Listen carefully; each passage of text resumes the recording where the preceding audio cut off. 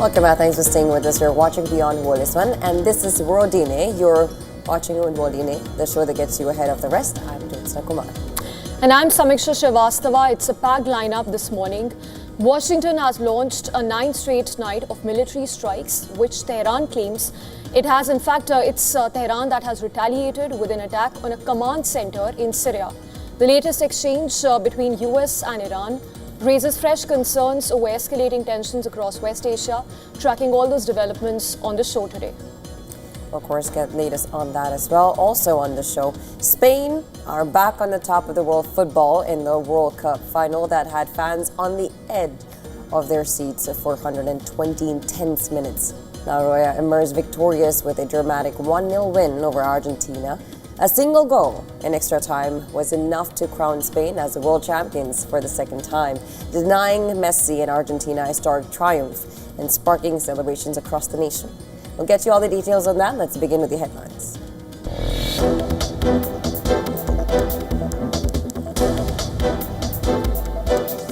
Spain are world champions again. Ferran Torres is a hero for Spain as he nets the only goal of the World Cup final in extra time to break Argentina and Lionel Messi's resistance.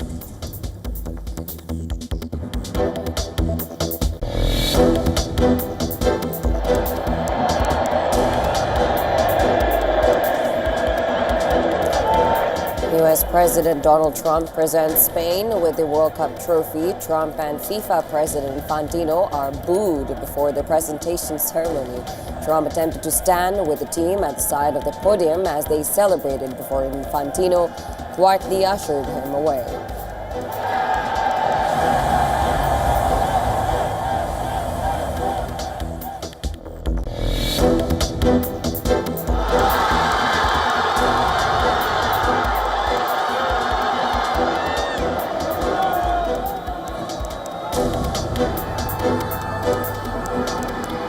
Celebrations underway all over Spain as the country wins its second World Cup title. 16 years after the first title, Spain are world champions again.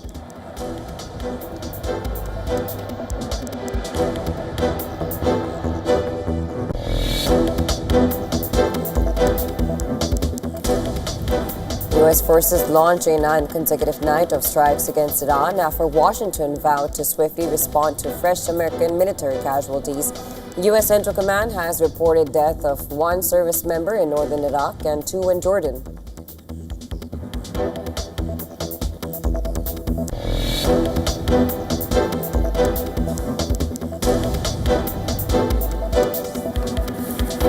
Iran's Revolutionary Guards claim they have launched a surprise attack on a US command center in Syria. This is the second such attack by Iran in the region since Friday.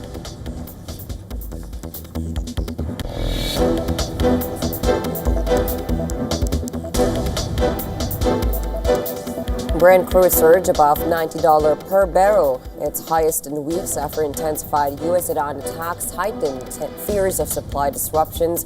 Escalating tensions around the Strait of Hormuz also fuel concerns over global energy supplies and inflation.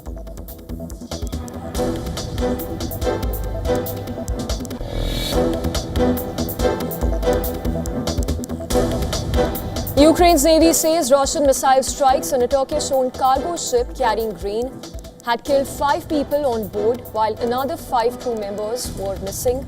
Ukraine's foreign minister says crew included citizens of Syria and India.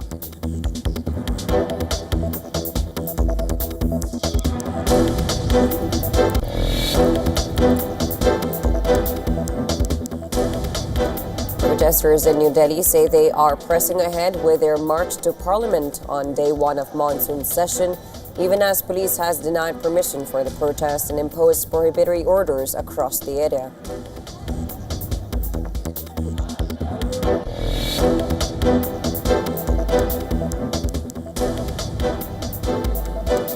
At least 6 people were killed and 21 injured after 2 earthquakes struck Peru. The quakes, measuring magnitudes 5.1 and 3.7, hit the province.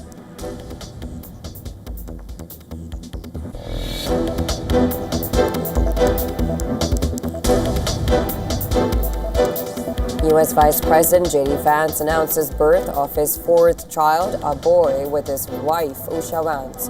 It is the first time a baby has been born to a sitting vice president while in office for more than 150 years.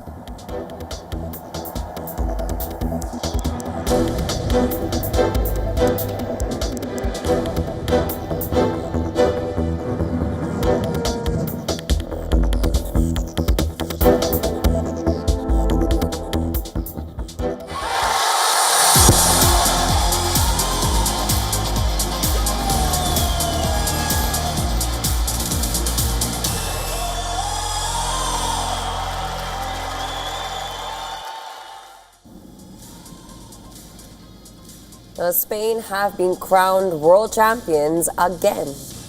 Well, the Spaniards beat Lionel Messi's Argentina after extra time in the final to win the biggest prize in football.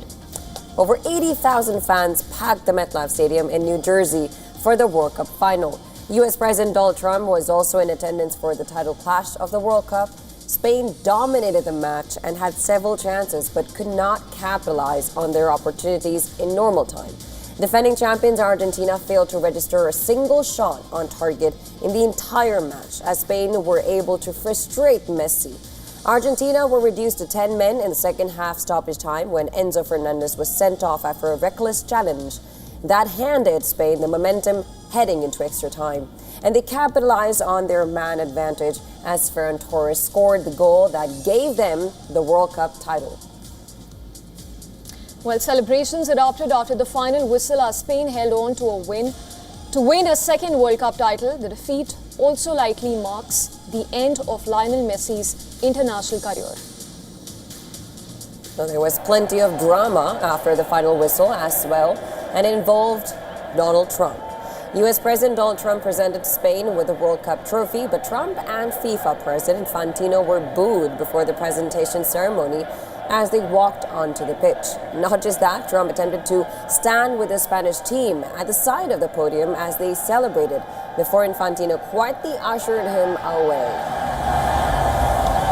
Celebrations are underway in Spain as the country celebrates its second World Cup crown. 16 years after the first in 2010, notably Spain are also European champions.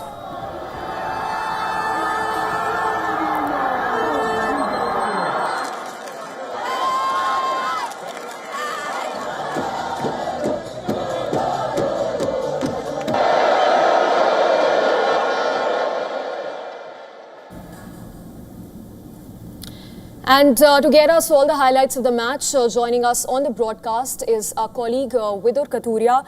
Vidur, it was one match that everybody was watching and they had their eyes glued. Talk to us about how did Spain manage to win when the match was essentially scoreless for full 90 minutes? Well, Samiksha, I think there is no doubt in anyone's mind who watched the match that Spain were the rightful winners and deserved to win that contest. When it comes to the World Cup final, the pressure is very high and all eyes were on Argentina. They were the defending champions and on Lionel Messi. But I have to say that Spain were remarkable from the first minute. They were dominant, and although, as you mentioned, they could not score in normal time, they finally got the goal in extra time. Ferran Torres scoring the goal that will be played and replays will be shown of that goal for years to come, because that is the visual that will stick in every football fan's mind as Spain have been crowned world champions. And also just a remarkable tournament for the Spanish side. When you speak about the team, they have conceded just one goal in 8 matches throughout the tournament. And Lionel Messi himself after the match said that Spain were the better team and they deserve to win. So I think all round, when you speak about the match, not just the match, when you speak about the tournament, I think Spain were rightful winners. And a lot of people on the internet are saying that not just Spain won, but football is the winner, because the Spain team were so good, not just defensively, but also they had a great balance and going forward, and they have been crowned deserved world champions. Right, Vidar, of course. You also mentioned Messi, of course, be saying that his reaction also came in because he was one figure that everyone had eyes on as well, because this is Argentina we're talking about. They've won the championship before, and Messi especially was also one of the contenders we were looking at if he will be able to, do a hat trick to be one of the persons to get the golden boot. What does this match mean for Messi now, of course, which everyone was watching for? Well, Jyotsna, of course, whenever Messi is on the pitch, the spotlight is mostly on him, and that was the case for the World Cup final as well. Last time when you speak about the 2022 World Cup, all the pressure was on him, but he was able to deliver the title for Argentina, and that really got, the monkey off his back. When it comes to this match, Lionel Messi, let's be honest, he was outstanding throughout the tournament. He led Argentina to the World Cup final. But when you talk about the match, the World Cup final, he was actually kept quiet by Spain, and that is, once again, you have to hand it to Spain because of their organization and their defensive setup. You have to, applaud them for the way they handle not just Lionel Messi, but they have other attacking players who have done well in the tournament as well. So once again, the spotlight was taken away from Messi, but only because of the performance of Spain. But when it comes to Lionel Messi and his legacy, I don't think anyone can question that. He's already a World Cup winner. He's won the Golden Ball, which is the best player of the tournament as well. He won that last time. This time, it has gone to Rodri, who's the Spain captain. So really a remarkable tournament that has come to an end. And I would probably say it is also the end of Lionel Messi's career in an Argentina shirt. And I must say it has been an absolute pleasure just to watch him play in an Argentina jersey. It was the final time we probably saw him on the World Cup stage in an Argentina shirt. So Lionel Messi's legacy is secure. But when you talk about this match and this tournament, it really belongs to Spain. True, and talking about Spain, of course, they were the young stars. The other person, everyone's eyes was on was Yamin Lamond. Of course, everyone was looking for that as well. And we had Torres, who scored the ultimate goal. Talk to us about this team and, of course, formation and everything that really led to this really strong, very deterrent team throughout the tournament to have led to a very tense match, goalless, and then a score suddenly in the extra time.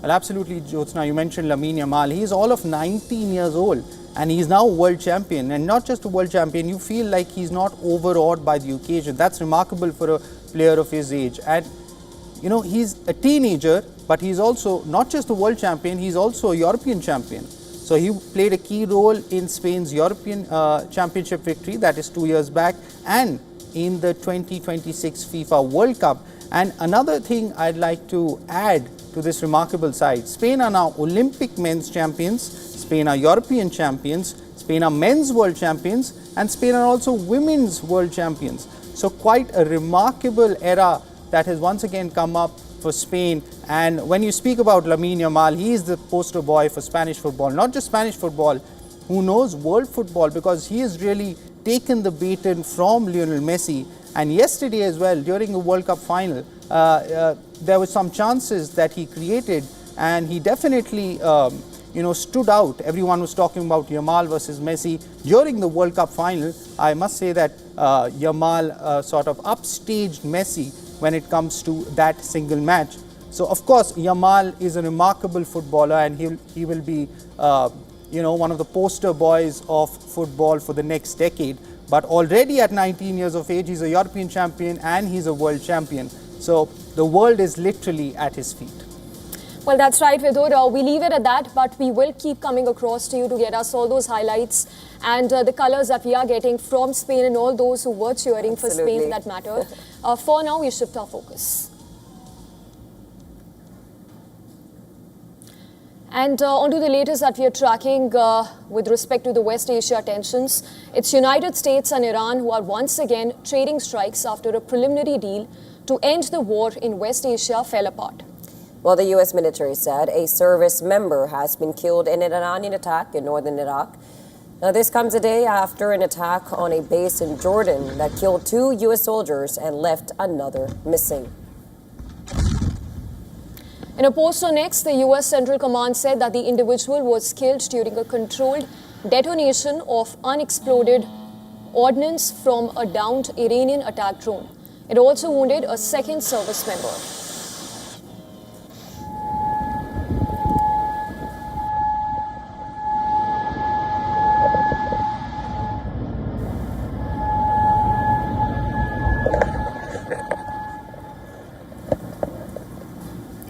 Air raid sirens echoed across Bahrain as Kuwait said its air defenses were intercepting incoming hostile drones. Iran's Revolutionary Guards also said that they had launched a surprise attack on an enemy command center in the Al-Tanf region of Syria in what it said was revenge for the blood of martyred soldiers of Iran Shahr. The U.S. military, on the other hand, said it was beginning a new wave of strikes on Iran for the 9th consecutive night. The Atomic Energy Organization of Iran said that the U.S. had attacked the unfinished Dakhovin nuclear power plant in the country's southwest and called it an aggressive and brutal act contrary to international law. The UN's nuclear watchdog said it was looking into the report, noting that the plant contained no nuclear material when last visited by the IAEA. At the center of the latest flare-up is the Strait of Hormuz.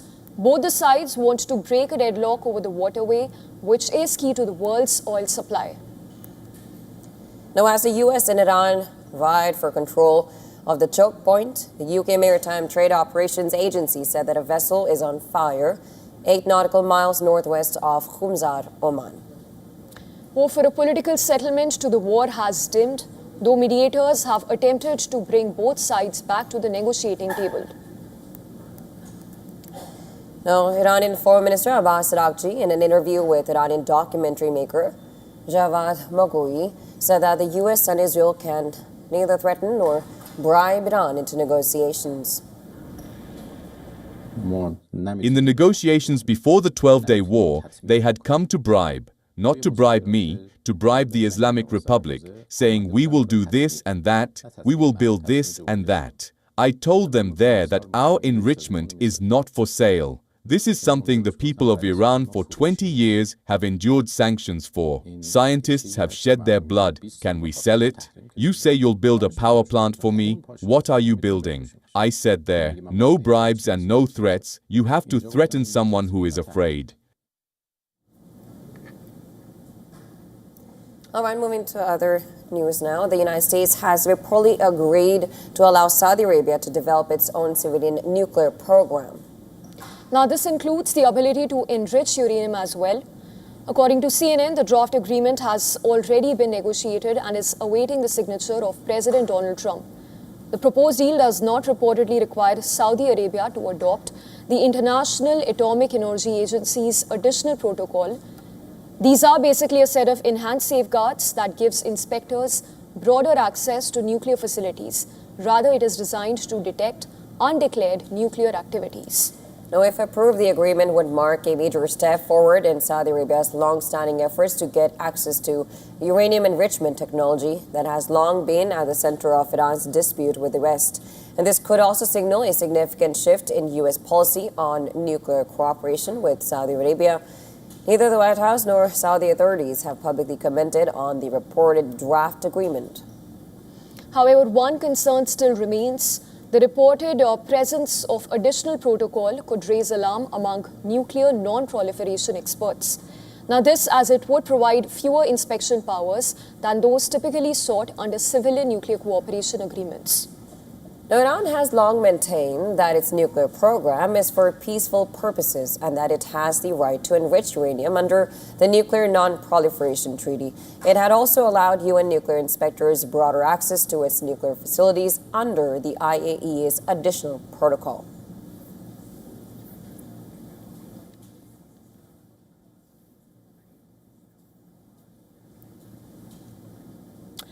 Six people have been killed as a powerful 5.5 magnitude earthquake struck central Peru. And according to the reports, 20 people were injured and over 300 residents have been displaced after the quake hit the country. Well, the quake hit late Saturday near the city of Sikaya in the Huancao province that triggered the collapse of several houses and other buildings. Emergency crews carried out search operations overnight to save as many lives as possible. As the rescue operations are still on, authorities say that the exact number of missing people still remains unknown. We left with all my children and my husband. We all left. I went to my mother's house, and her house had already been completely destroyed as well. We got her out.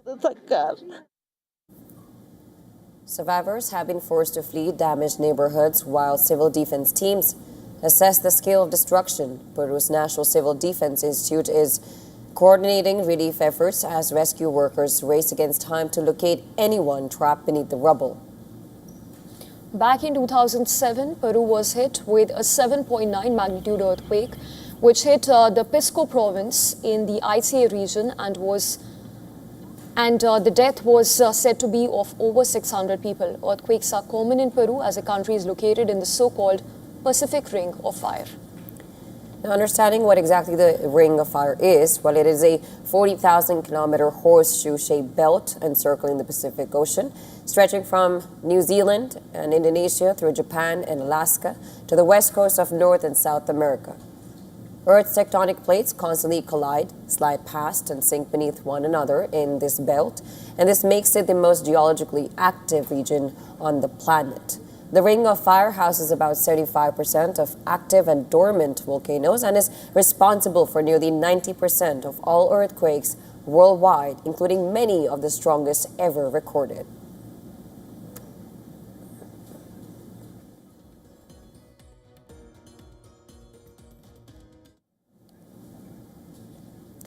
Now, in a fresh escalation in the Russia-Ukraine war, Ukraine has blamed Russia for a deadly strike on Turkish cargo ship. And this is hours after Moscow fired a fresh barrage of missiles at Kiev. The Ukrainian Navy alleged that a Russian missile strikes on a Turkish-owned cargo ship carrying grain, which has killed 6 crew members and 4 members are missing, while 8 have been rescued. Ukrainian Prime Minister Sergei Koretsky said that the vessel was struck near Odessa after leaving port. Russia has amplified its airstrikes on Ukrainian cities overnight. Ukraine's Kharkiv Regional Military Administration has confirmed that at least 3 people have died and 20 others sustained injuries in Russia's airstrikes on Postal Terminal.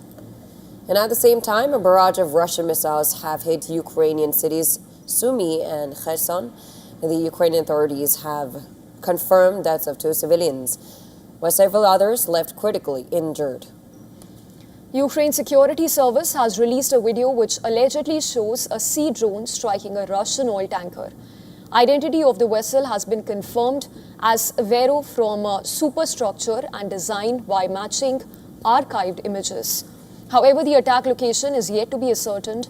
Ukraine has described the vessel as part of Moscow's shadow fleet, which is allegedly used to evade Western sanctions.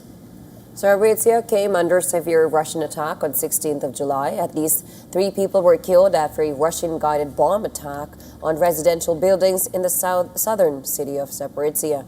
A heartbreaking visual surfaced from one of the attacked buildings where a mother has been waiting for the rescue of her 11-year-old daughter trapped in rubble. 40-year-old Katerina sat outside the shattered building calling for her daughter, Masha, and broke down in tears.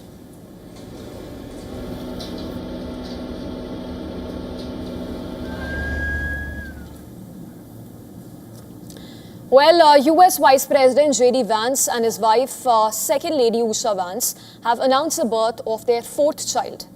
The firstborn to a sitting vice president in more than 150 years. Vice President Vance announced the birth of his newborn child on social media with a statement signed by him and his wife. The statement said that both Vance and his wife are excited to welcome their baby boy, Alec Neil Vance. It also said that Usha and the baby are happy and healthy and that the kids are overjoyed to meet their little baby brother. And furthermore, Vice President Vance also expressed his gratitude to the doctors and staff of the White House Medical Unit. The new baby boy, Alec Neil Vance, joins his 3 other older siblings, Evan, Vivek and Mirabel. Now, J.D. Vance is also the first sitting vice president to have a newborn baby in more than 150 years. The last time a sitting U.S. vice president welcomed a child while in office was way back in the 1800s. According to the White House Historical Association, former U.S. Vice President Schuyler Colfax and his second wife, Ellen Wade, had a son, Schuyler Colfax, in the 3rd in 1870. Vance's growing family is in line with his passionate advocacy for Americans to have more children. During an anti-abortion rally last year, the US Vice President had said that he wants more babies in the United States of America.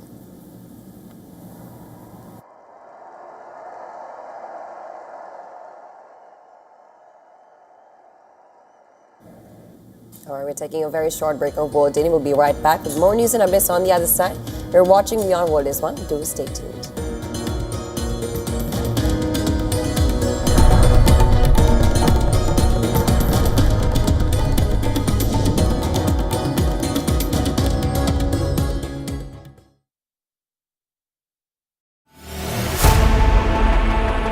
Know more, understand better, think ahead.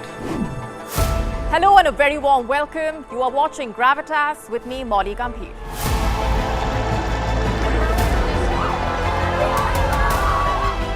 Get the facts, not the bombast.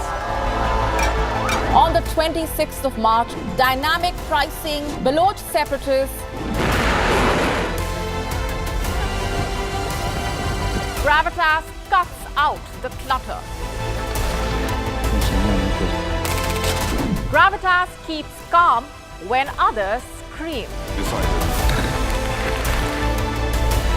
Gravitas brings news to life.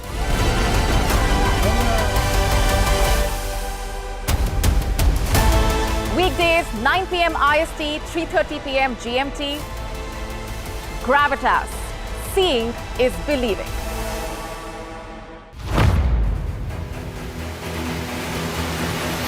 Get the latest updates.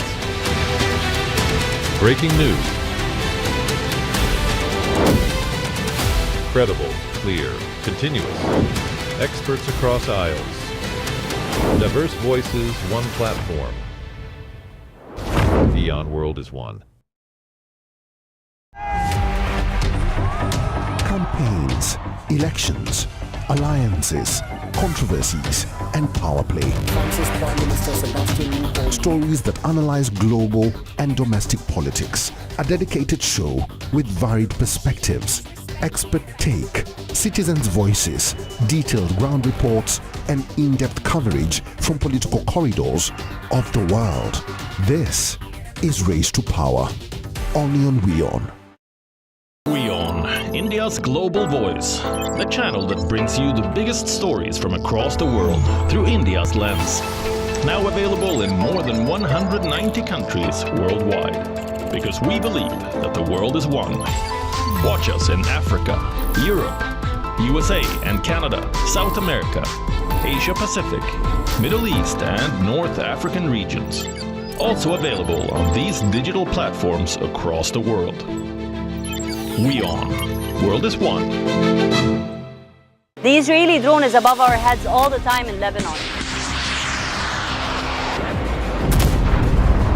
More than 200,000 civilian homes have been destroyed. This looks like it used to be a toy for a little girl. Can't but wonder while I'm walking between all of this rubble, how many lives were destroyed, how many kids were traumatized, how many women lost their families. If this isn't a war crime, then what is? From the southern suburb of Beirut, I'm Radi Francis for WION World is One. In this rapidly changing world, is your health keeping pace?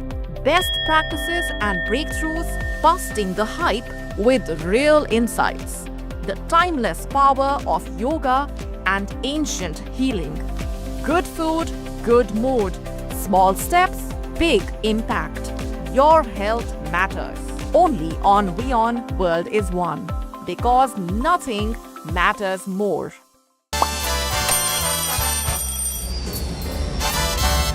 Vielleicht nur als Impostant.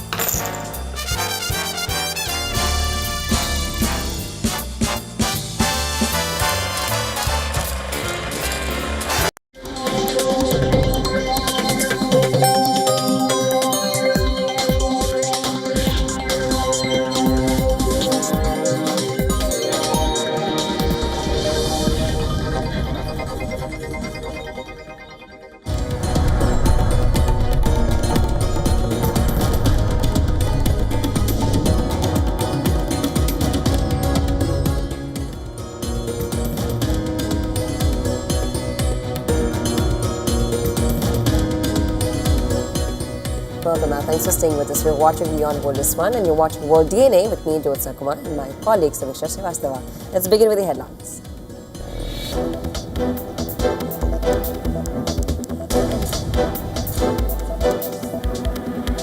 Spain are world champions again. Ferran Torres is the hero for Spain as he nets the only goal of the World Cup final in extra time to break Argentina in Lionel Messi's resistance.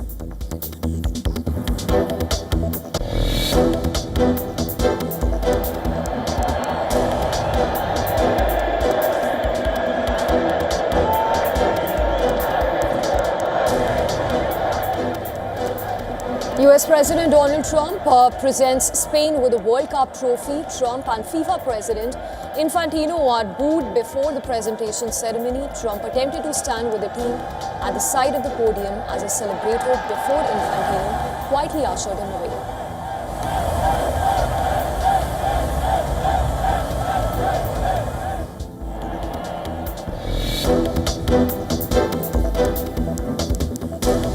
France captain Kylian Mbappe becomes the first player to win the Golden Boot award twice at the World Cup. Messi fails to score in the defeat to Argentina, handing the prestigious title to Mbappe.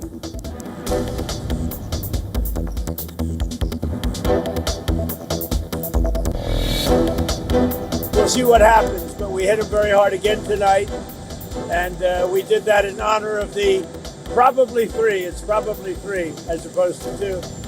Great patriots. US forces launched a 9th consecutive night of strikes against Iran after Washington vowed to swiftly respond to fresh American military casualties. US Central Command has reported death of 1 service member in northern Iraq and 2 in Jordan.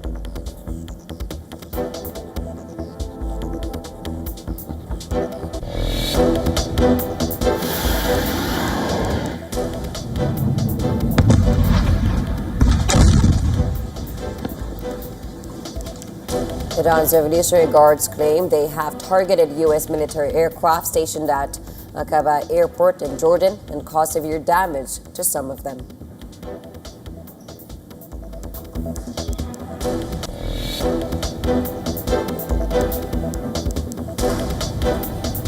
Ukraine's Navy says Russian missile strikes on a Turkish-owned cargo ship carrying grain had killed 5 people on board, while another 5 crew members were reportedly missing. Ukraine's foreign minister said crew included citizens of Syria and India.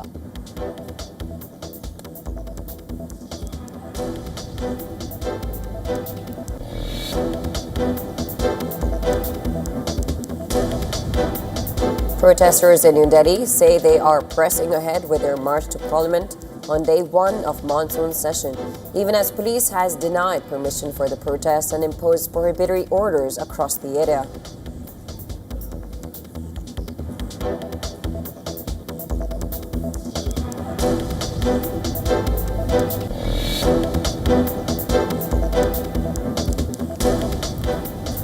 At least 6 people were killed and 12 others injured after 2 earthquakes struck Peru. The quakes, measuring magnitudes 5.1 and 3.7, hit the province.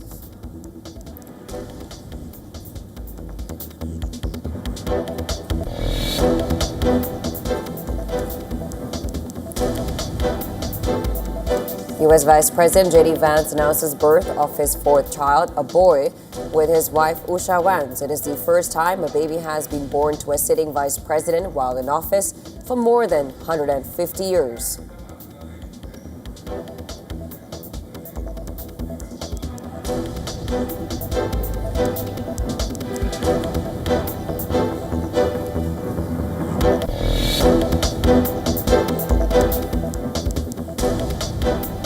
China is accelerating efforts to stabilize its struggling stock market by expanding state-backed support, encouraging institutional investors to buy equities, and introducing fresh policy measures.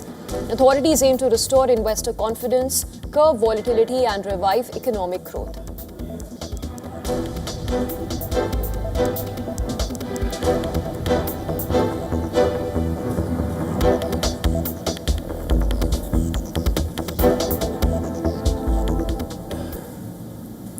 The monsoon session of Parliament will begin today. The 32-day session is set to hold 21 sittings till 13th of August. Well, the session is set for a stormy start, with the government pushing a packed legislative agenda and the opposition that is ready to mount a coordinated challenge over issues like NEET paper leak and even Ayodhya Ram Temple donation theft probe. Now, the union government has placed 5 key bills on its legislative agenda. Among them is a bill to amend the Prevention of Insults to National Honor Act. Now, this proposed amendment bill will any obstruction or insult to the national song, Vande Mataram, a criminal offense. Now, it has been listed in the agenda of the Rajya Sabha for Monday, with Home Minister Amit Shah set to introduce the bill. The Registration of Births and Deaths Amendment Bill aims to tighten rules governing delayed registrations, while the MSME Development Amendment Bill seeks to modernize the 2006 law, with a focus on improving the ease of doing business and even addressing delayed payments to micro, small and medium enterprises. Now, the government is also set to introduce amendments to the Foreign Contribution Regulation Act, seeking to revise the framework governing foreign funding, while notably highly anticipated constitutional amendment bills, including women's reservation and delimitation, do not feature in the initial legislative list. Meanwhile, the opposition is preparing a united response to challenge several government proposals, which includes any move to reintroduce the delimitation bill and even the proposed changes to the FCRA. With major legislation on the table and both sides preparing for a political face-off, the monsoon session is expected to deliver an intense debating session both inside and outside the parliament.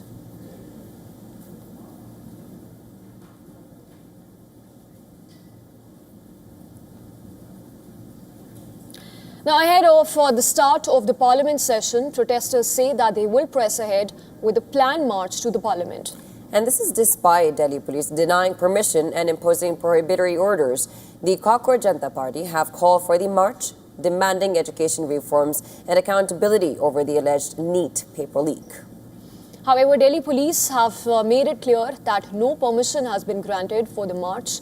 Prohibitory orders also remain in force across the New Delhi district, except at the designated protest site, which is the Jantar Mantar. Security has been significantly tightened with multiple barricades, enhanced surveillance and additional police deployment around Parliament and other high-security areas. Meanwhile, activist Sonam Wangchuk says he is continuing his indefinite hunger strike from Delhi's Safdarjung Hospital after being shifted there by police following a deterioration in his health. Wangchuk has appealed to supporters to ensure today's protest remains peaceful. His wife stated that he is willing to end the fast if political leaders assure him that education accountability will be taken up during the monsoon session.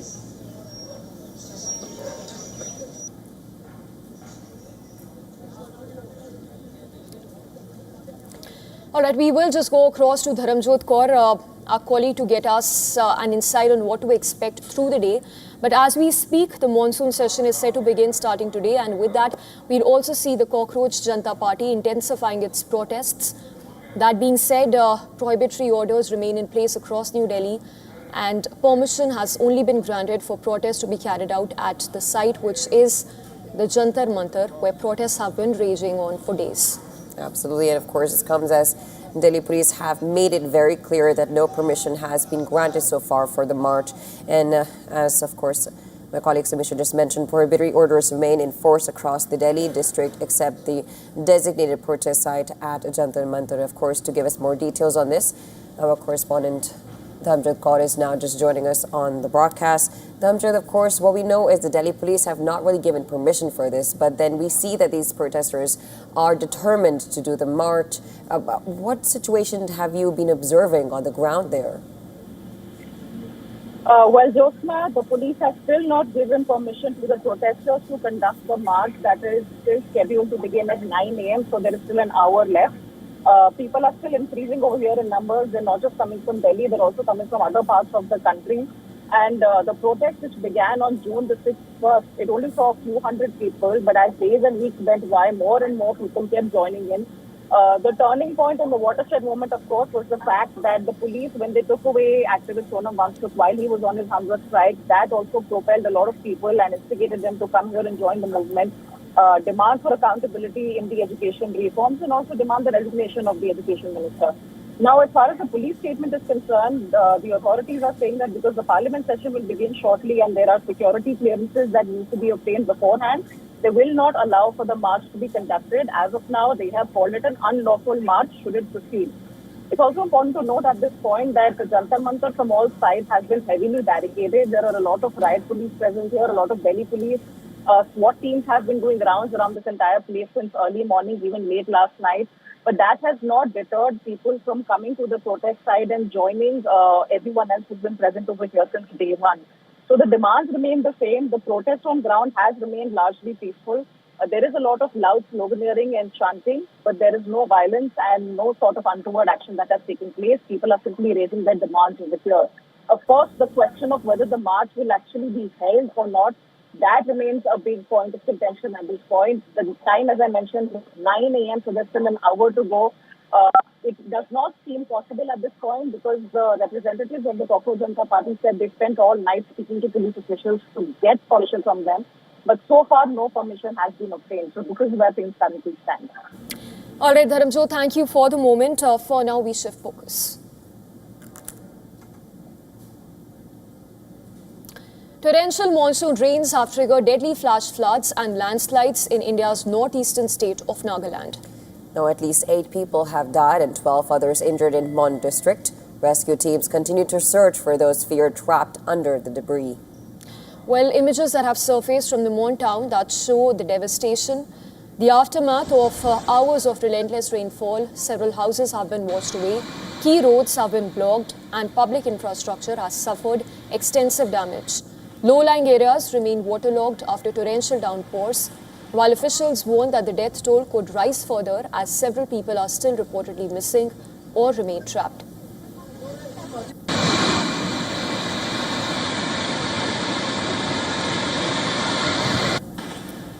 The Nagaland State Disaster Management Authority says incessant rainfall since early Sunday morning triggered flash floods across the district, when landslides along hill slopes have cut off major routes, disrupting traffic and hampering relief operations. Families from the worst-hit areas have been evacuated to safer locations. Chief Minister Neiphiu Rio has expressed deep distress over the loss of lives and damage caused by the disaster. State authorities, the Disaster Response Force, police and Assam Rifles personnel have been deployed for search and rescue as well as relief operations. Residents have been advised to stay away from landslide-prone areas, while riverbanks and flood-hit regions is also something that residents have been asked to stay away from.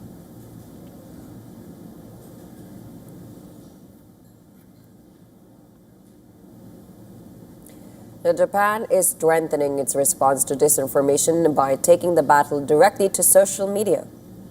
This is in a rather unprecedented move that Senior Defense Ministry spokesperson and Chief of the Joint Staff General have opened personal accounts on X to rapidly share verified information and counter what Tokyo describes as China's cognitive warfare.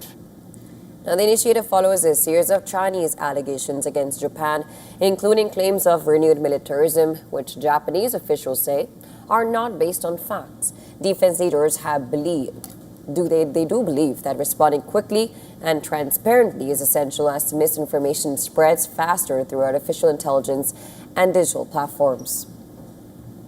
While the ministry already operates official websites as well as social media accounts, officials say that expanding trusted communication channels will help prevent false narratives from taking hold.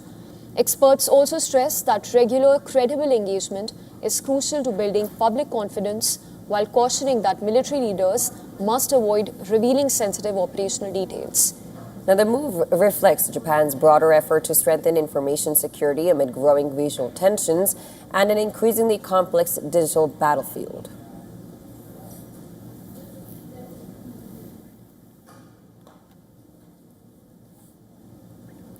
In other news then, a rare double tornado has been captured on camera in western Sweden. And the twin funnels spun across lakes and fields before merging into one as heavy rain swept across the region. Now here's a report on it. Take a look.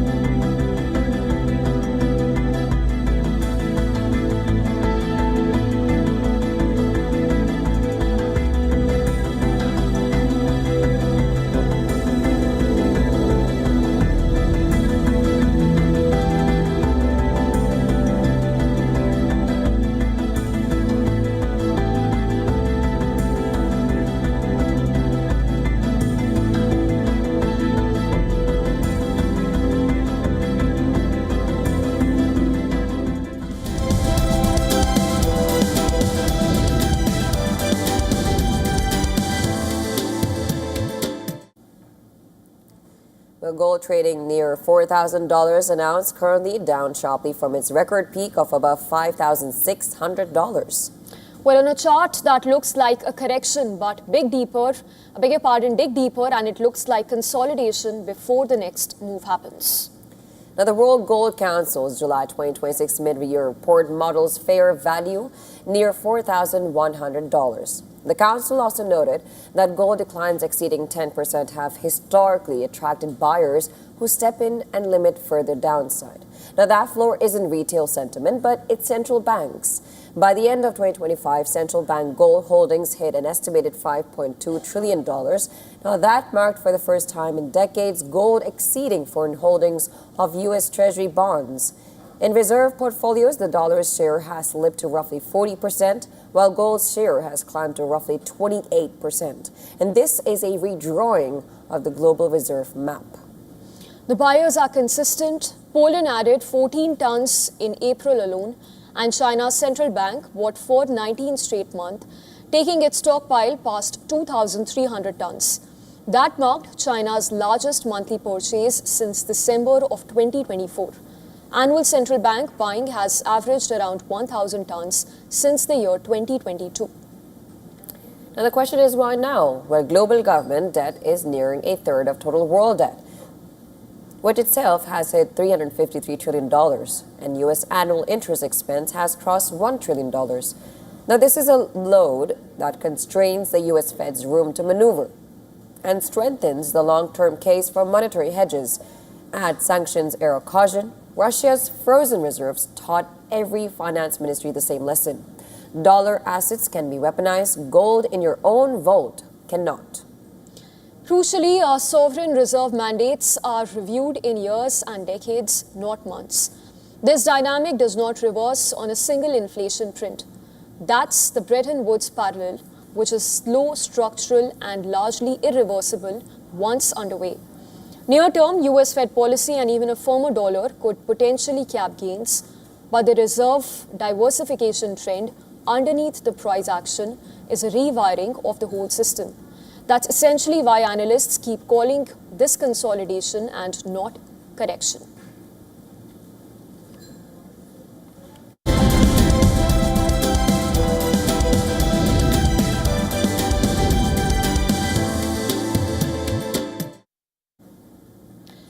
Now, natural disasters are becoming more frequent and more destructive around the world.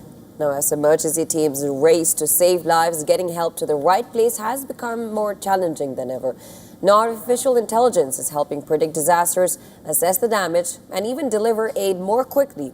The technology is changing the way humanitarian agencies respond when crisis strikes. Now, here's a report that gives you more details on it. Take a look.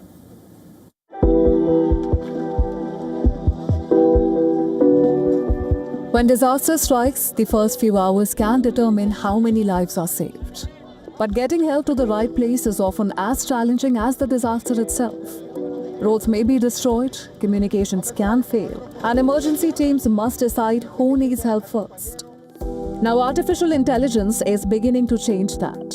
From self-driving relief vehicles to AI-powered damage mapping, a new generation of tools is helping humanitarian organizations respond faster when every minute counts. One of those projects looks more like a space mission than a disaster response vehicle. Developed by the World Food Programme, Germany's Aerospace Research Center (DLR), and several technology partners. Project Ahead adapts robotic systems originally designed for space exploration. Its all-terrain vehicles use cameras, sensors, and remote operation to travel through areas too dangerous for human drivers. The idea emerged after peacekeepers escorting food deliveries were killed during a humanitarian mission. The question was simple. If scientists can remotely drive a rover on another world, could the same technology deliver food through a war zone? The result is a system designed to cross flooded ground, rough terrain, and high-risk areas, without putting more lives at risk. AI is also helping decide where aid should go first. The World Food Programme already uses artificial intelligence to optimize supply chains, forecast food insecurity, and improve early warning systems. One of the most powerful tools is Hunger Map Live. The platform combines real-time data to track food security around the world. While AI models are now being used to predict conditions up to 90 days ahead, elsewhere the humanitarian OpenStreetMap team is using AI to solve a different problem. After earthquakes in Venezuela, emergency teams had very little digital map data to show which communities had been hit the hardest. So the organization built an open platform called FAIR. It uses AI to identify buildings from satellite imagery, while thousands of volunteers verify the results using a simple mobile app. Within just 4 days, more than 600 volunteers had helped map the damage, allowing emergency responders to prioritize food, shelter, and evacuation efforts.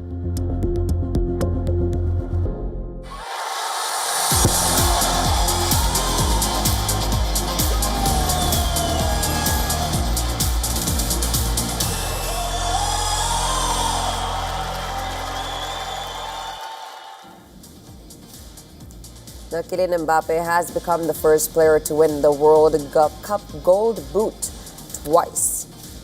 Well, this comes after Lionel Messi failed to add to his tally in Sunday's final match.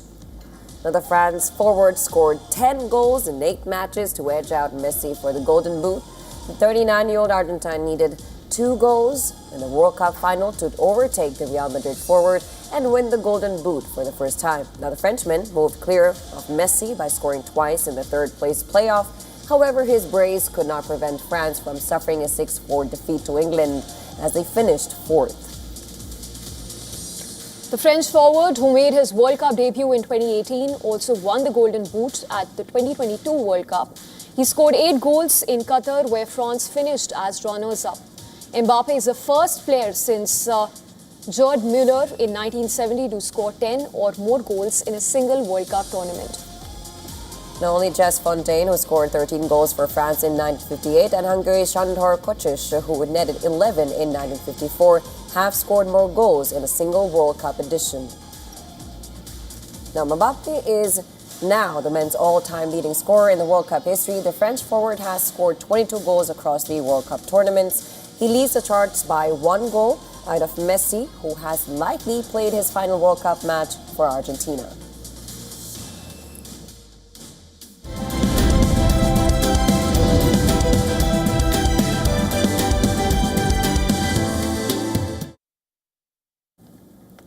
All right, now next up, let's take a look at the big winners at the Hollywood box office. Of course, beginning with Christopher Nolan's adaptation of Homer's The Odyssey that has shattered 5 box office records. The move has earned $264.1 million in its global debut. The Odyssey has become Nolan's third largest opening ever. The movie, which was made on a budget of $250 million, has recovered its cost in its opening debut itself. The live-action remake of Moana has earned $178.5 million across the globe. The movie features Dwayne Johnson as Moi and is remake of animated hit of the same title. Minions and Monsters has earned $357.9 million globally. Despite taking the top spot during the North American Independence Day weekend, the film posted the lowest opening weekend in the history of the Despicable Me Minions franchise. Toy Story 5 is another movie which is on its way to enter the billion-dollar club. The movie has already earned $958.4 million across the globe. Directed by Andrew Stanton, it is currently the third highest grossing film of this year, trailing behind the Super Mario Galaxy movie and Michael. Add the most significance to you that you still kind of hold on to? Perfect. Kristen, right here, please. Thank you. And then right down the middle. And John, and together right here. And then just next Tuesday. And beautiful smile. Ancient history came alive in Romania as warriors from the Roman era marched back into action. A colorful historical festival recreated fierce battles, traditional crafts, and centuries-old traditions. We leave you with a report on that. That's on World DNA, but news and updates will continue on the other side. You're watching WION World is One. Do stay tuned.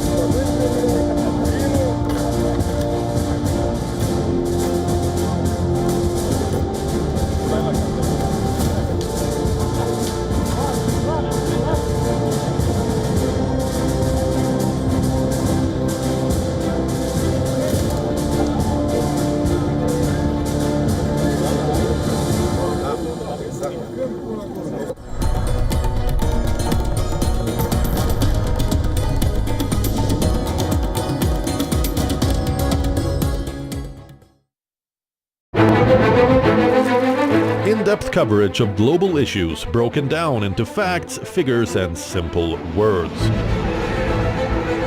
Backed with analysis from field experts who truly matter, because we believe in decoding the real picture for you. So you get a much wider and deeper understanding of stories from around the world, a 360-degree analysis. An award-winning documentary series, week after week creating the maximum impact. Watch WION Wide Angle at these times on WION World is One.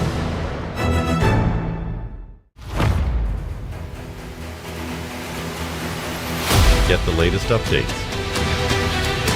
Breaking news. Credible, clear, continuous. Experts across aisles. Diverse voices, one platform. WION World is One. In this rapidly changing world, is your health keeping pace? Best practices and breakthroughs busting the hype with real insights. The timeless power of yoga and ancient healing. Good food, good mood. Small steps, big impact. Your health matters. Only on WION World is One. Because nothing matters more. From the bustling trading floors of Wall Street to the vibrant exchanges of Asian stock markets, WION breaks it down for you to make sense of what's happening. As we reveal the key factors behind events, strategic battles, and the game-changing business decisions that shape the world. We bring you all of this and more on World Business Watch.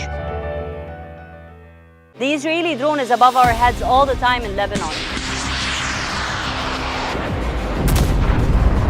More than 200,000 civilian homes have been destroyed. This looks like it used to be a toy for a little girl. Can't but wonder while I'm walking between all of this rubble, how many lives were destroyed, how many kids were traumatized, how many women lost their families. If this isn't a war crime, then what is? From the southern suburb of Beirut, I'm Radi Francis for WION World is One. Know more, understand better, think ahead. Hello and a very warm welcome. You are watching Gravitas with me, Molly Gambhir.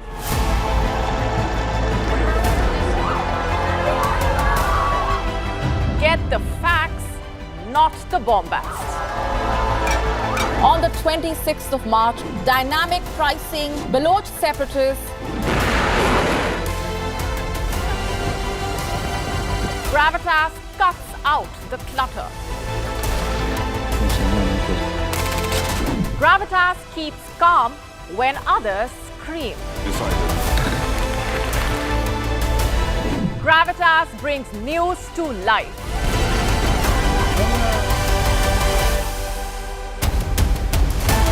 Weekdays 9 p.m. IST, 3:30 p.m. GMT.